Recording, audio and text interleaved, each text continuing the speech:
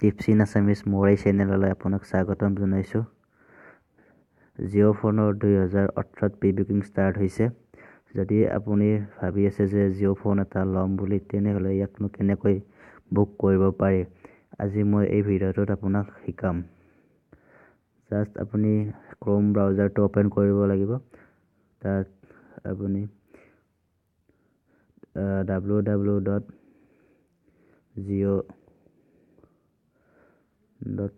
Visit কৰিব লাগিব।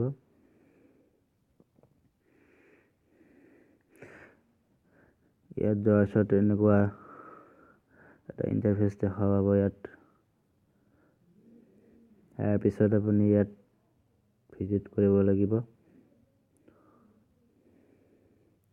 দেখিছে যে গেট নাও আৰু নো মোৰ, তাৰ কাৰণে আপুনি গেট নাওত ক্লিক কৰিব লাগিব।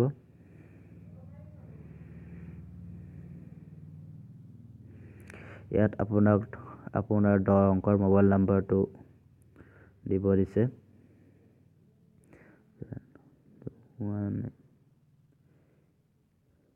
মই মোৰ 10 অংকৰ মোবাইল নাম্বাৰটো দি দিছোঁ।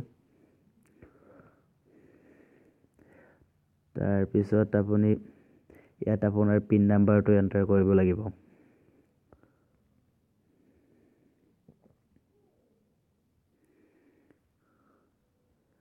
তাৰপিছত প্ৰচেছ। যদি আপুনি এটা ফোন লয় তেনেহ'লে 1500 টকা দিব লাগিব। আৰু যদি ভাবি আছে যে মই দুটা ফোন বুক কৰিম, তেনেহ'লে আপুনি ইয়াত এডেড মোৰ বুলি আছে, এডেড মোৰ টিপি দিলে আপুনি 3000 টকা দিব লাগিব। যদি এটা ফোনে বুক কৰিব বিচাৰে তেনেহ'লে এটাই কৰিব পাৰে। তাৰপিছত আপুনি প্ৰচেছত যাব লাগিব। তাৰপিছত পে' কৰি দিব লাগিব। পে' কৰাৰ পিছত আপুনি এনেকৈ দেখা পাব। যেতিয়া আপুনি পে'ত টিপিব, তাৰপিছত পে'টিএম, জিঅ' মানি, UPI থ্ৰু আপুনি পইচাটো দিব পাৰিব। যদি আপোনাৰ ডেবিট কাৰ্ড আছে তেনেহ'লে ডেবিট কাৰ্ডৰ পৰা পইচাটো দিব পাৰে। আপুনি ডেবিট কাৰ্ডত ক্লিক কৰিলে হ'ল।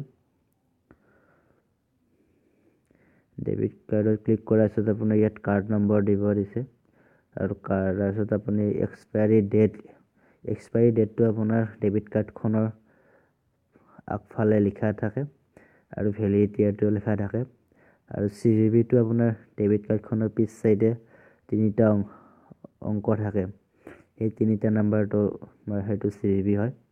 আৰু আপোনাৰ কাৰ্ডখন কাৰ নামত আছে সেইটো দিলে হ'ল ইয়াত।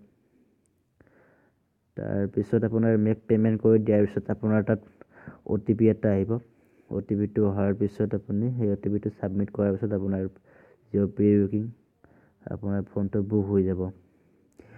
মই আগতে বুক কৰিছোঁ, মই আৰু এইটো বুক নকৰোঁ। আপোনাক দেখুৱাবৰ কাৰণে মই এইখিনি প্ৰচেছটো কৰি দিছোঁ।